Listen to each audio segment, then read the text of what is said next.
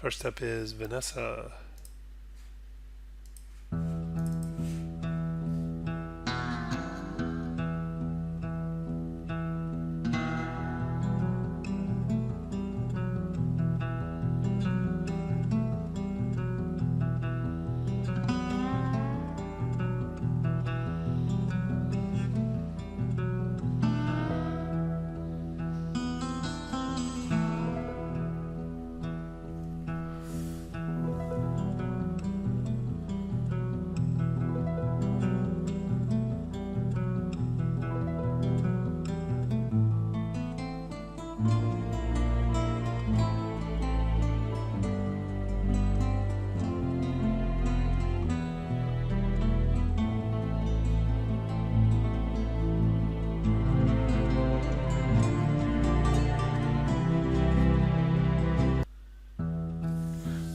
All right.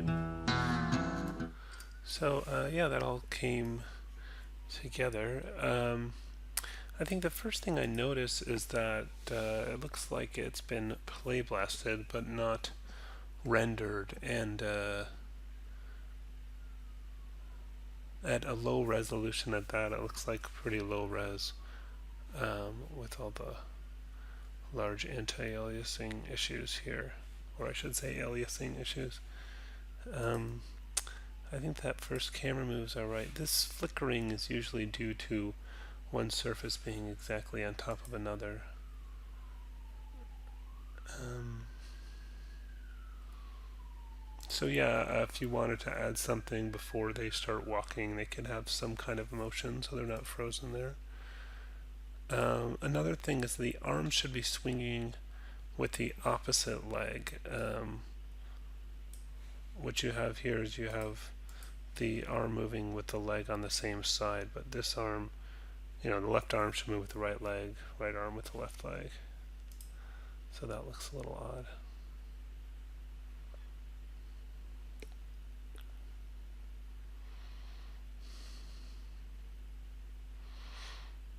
The hand movement's alright. I would add a little bit more motion to these shots. I think I mentioned that in the last version. It's good that you got the eyebrow raised there, but some of the other shots look kind of frozen there.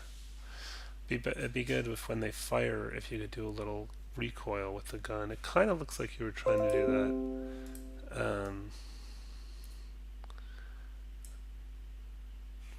with this guy, but it should hold in place and then very quickly jerk back. What I was going to mention is if you want to, if you're out of time for rendering, one thing you can do is hardware render. So under the different renderers, there's my hardware 2.0, which is the one you'd want to use. And you've got some nice stuff you can turn on here. So first of all, you'd want to turn on anti-aliasing, and you can go up to 16 even. Motion blur can look good as well. You can play with that in those settings. Screen space ambient inclusion is helpful. And all those things combined will make it look pretty nice. So, make sure you get the resolution right in the common area, where let's do name.number.extension, and you put in your frame range there, the correct camera, and image size we want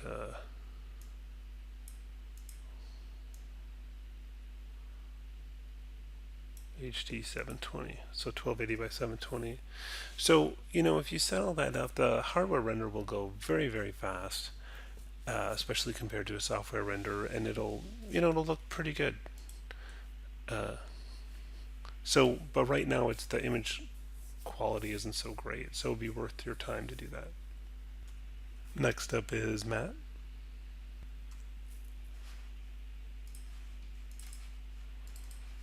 Hold up, let's get the audio going here. Let's start it over.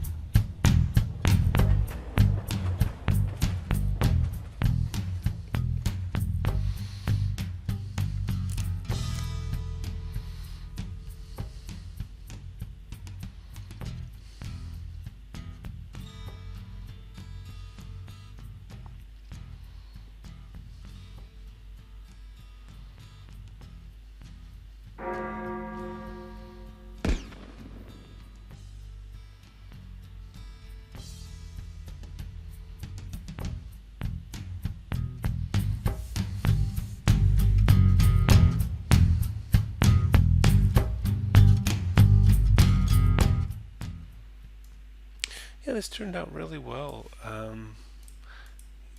can see a lot of stuff going on. So the render looks nice and clean. Really appreciated the sound effects, like a lot of attention to detail there, like the train going by. You've got some nice cast shadows, and it looks like a bright sunlit day. So that's all good. Yeah, and I like this movement on here, on these guys before they start walking. That's good. Um,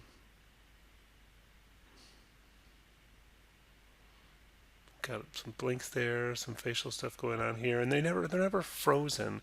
It's something I've been talking about a lot in this class. Is so many times when we cut to these guys, see the body. It's very subtle, but see how the body is shifting and moving. Just that little bit keeps them alive. They don't have to be flying around, but at the same time, if they're not moving at all, it looks really odd. They just look like a mannequin. So this really brings it to life. Good shadows, the tick of the clock, like the recoil, nice and quick, and the guy flying off. Yeah, and a nice little look at the end. So this came together very well. You've done a really good job.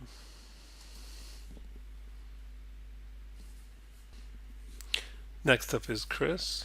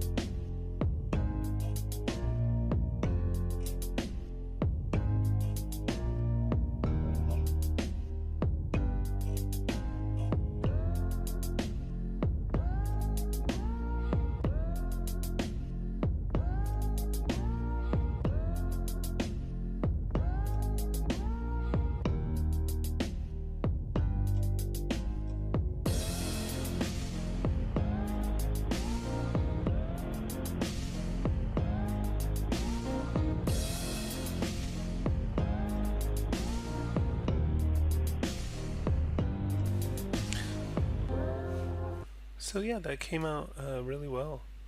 Um, the music added a lot actually to the piece. I like looks like you put some real effort into the texture here. You got the wood going there, and if you guys noticed, you got the shingles, and it also looks like you've overall put um, like a color treatment on the whole thing, and that gives it some flair. It was a nice touch. There's no cast shadows as far as I can tell, which isn't great. And the edges are looking kind of aliased, so I don't know, are we looking at a playblast or a hardware render, or is it just a render with low quality settings? I'm not really sure, but yeah, like the quality could be better on the render, cast shadows and all that. It especially helps, the cast shadows do things like place the characters on the ground. It's hard to kind of see the foot contact being believable when the ground is sort of this solid, almost white color.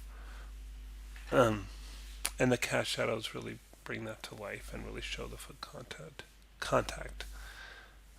Like the facial expression, the kind of little tilt of the neck, and the reaction here, and that adds some story and some character to it. So that's good. And this camera movement is all right. Um, I think you could have gone bigger on the recoil of the gun there, but yeah, it's good that you got an ending. Somebody won, somebody lost. It's good. So yeah, overall good work. I think there's room for improvement with some of the animation and the rendering, but you know, overall it came together as a piece. Next up is Angela. I'll just use the YouTube movie.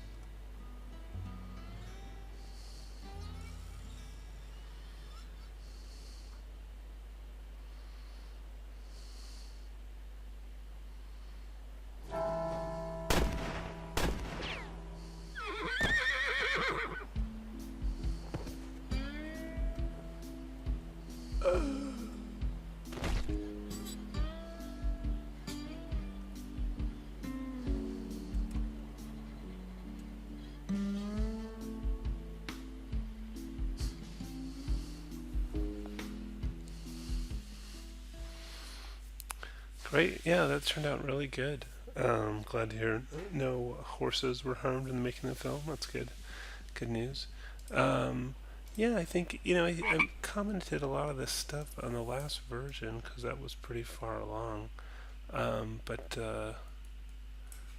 yeah, it's good. The render looks good and clean. You've got some nice cast shadows there. The sound really helped bring it to life. Listen to the sound of these feet. I think that's really good work on the sound. Got some reflections going. I also think I noticed the reflections in the guy's eye, and I really like some of the hand animation, like really thoughtful hand poses, and yeah, you can see some reflections in his eyes. Like that subtlety is really nice, and that movement there, that's really good as well. Got the clock ticking, got the recoil on the gun, got a good gag, and then the way the horse falls is comical. And then eyes crossing, falling to the ground. Yeah, there's just a lot of cute stuff in here, a lot of detail, some clever stuff, nice render. It came together. It's really good work. Next up is Chris. Oh wait, got the sound.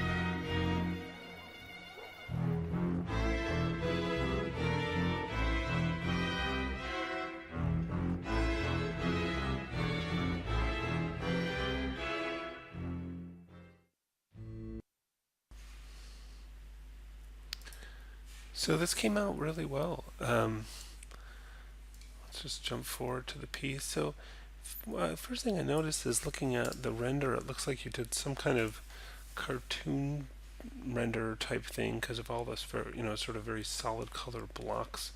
And I'm looking at, for example, his arms. There's sort of not a lot of shading on those, so I'm wondering if that was an intentional look you were going for. But anyways, it comes across that way. It is missing shadows, and shadows really help. For example, put someone on the ground, like if you had a cast shadow, it would get a sense of the foot contact. Um, but there's a lot of good stuff going on in here. Might get a little arm swing going in there. That would help. It looks a little stiff. Some facial expressions here. We got a blink.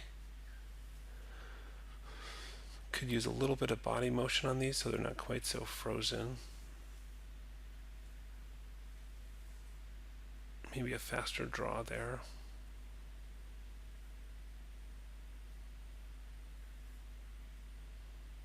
And just loving this crowd shot. I mean, this is great stuff. I mean, the fact that you got so many characters in there, you've got them all moving, and you've got this cool, you can see through to the bar in the background, and all the reactions. It's really a really nice touch. It's good stuff. So yeah, overall, nice work on this. Came together.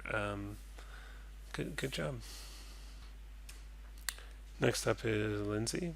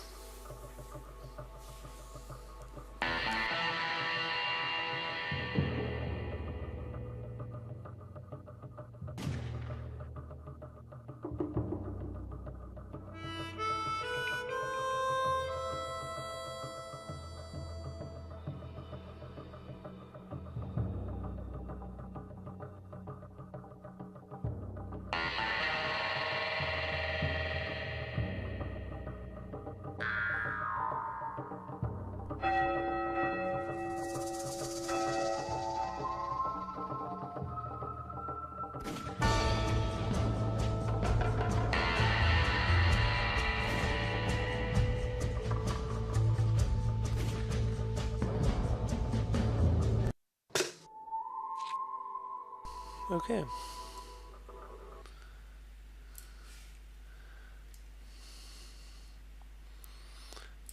Yeah, so a couple of things I mentioned before. Yeah, going straight through the building I think isn't working that well, and conceptually this going through this tower could work, but the way it intersects the wood isn't so great. I'm not sure what this big shape is, if that's from some kind of shadow or what that is, but it looks kind of strange. Yeah, and so the camera movement was going okay, and then there's this sudden kind of jerky movement here at the end that's a little jarring, which should be removed. You might want to get them walking at the same time. Uh, and, the walk could use a little bit of work. Make sure, one foot is planted on the ground for each step. She looks like she's kind of sliding there.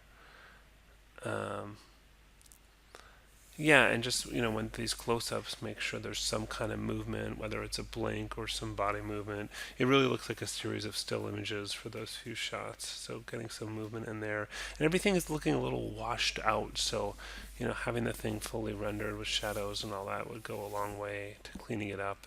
You've got some very aliased edges going on here, which is a little distracting.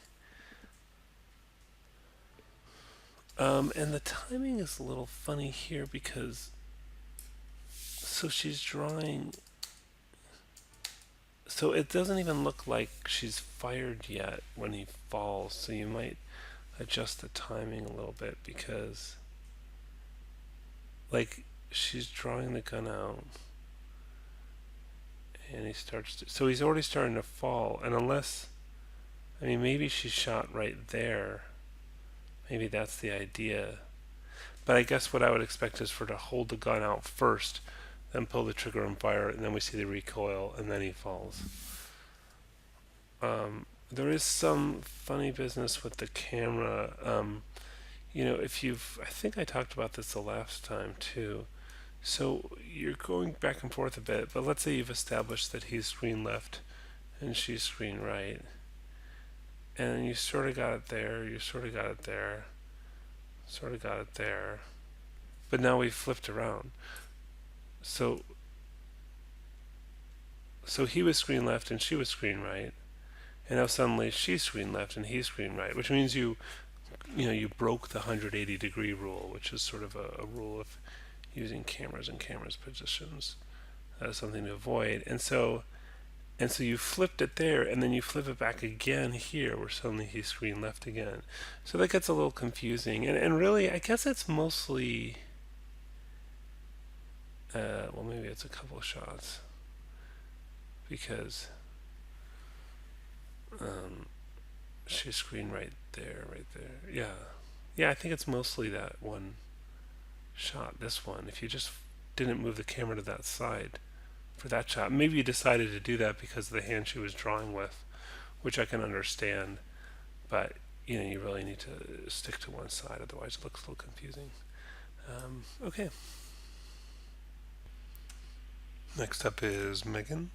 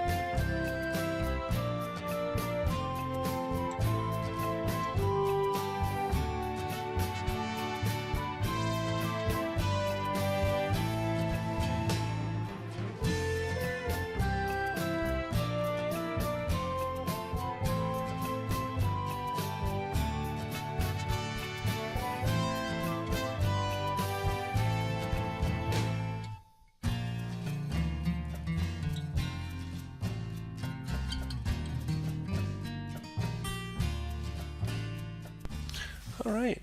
So yeah, I like this. Where you did manage to kind of tell a little story there, and it's done mostly through facial expressions and stuff. So, first of all, the render is looking pretty clean. You've got some the cast shadows going on, and everything looks rendered. I think that this repeated texture I thought was a little distracting. You could try to change the UV repeat on that texture, would help with that. Um,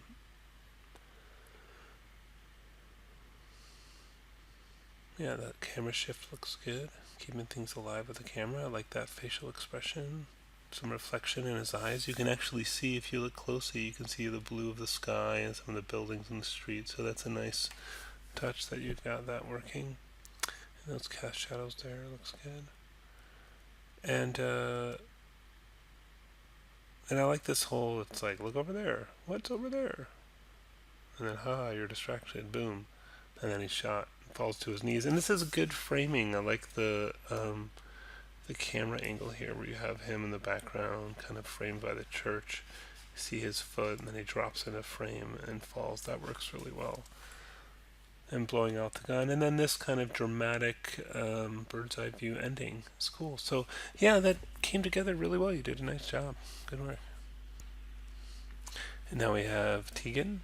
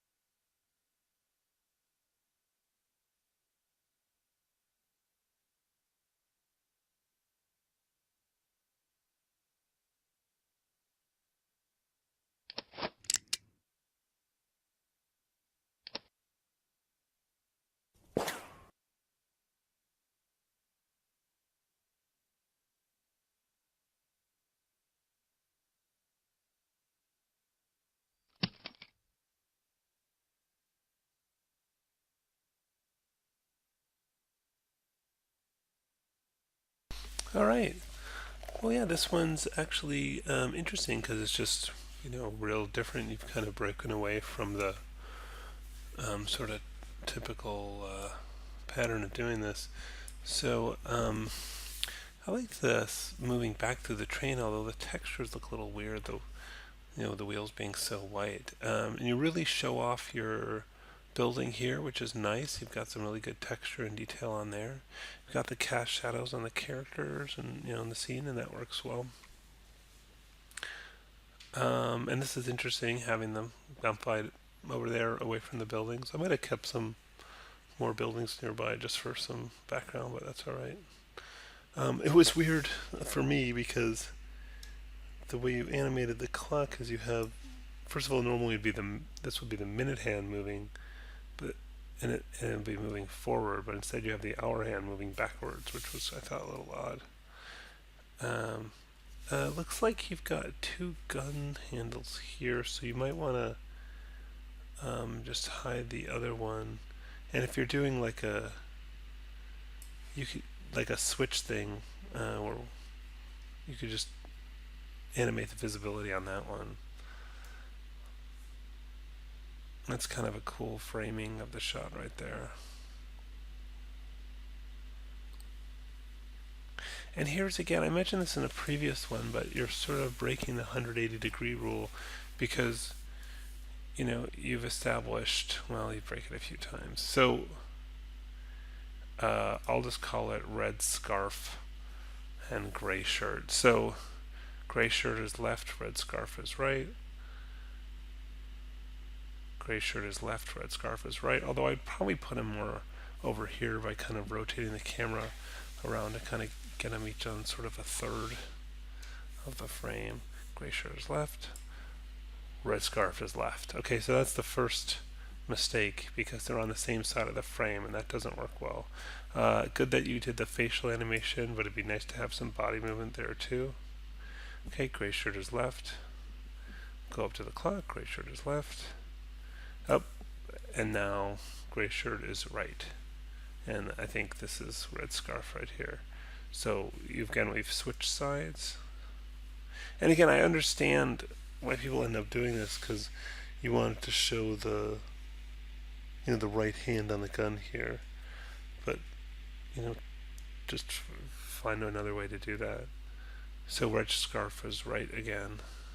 It just makes it confusing, who's who. Especially here when you're concealing a lot of the body and stuff. So, yeah. And the slow-mo thing is interesting at the end as well.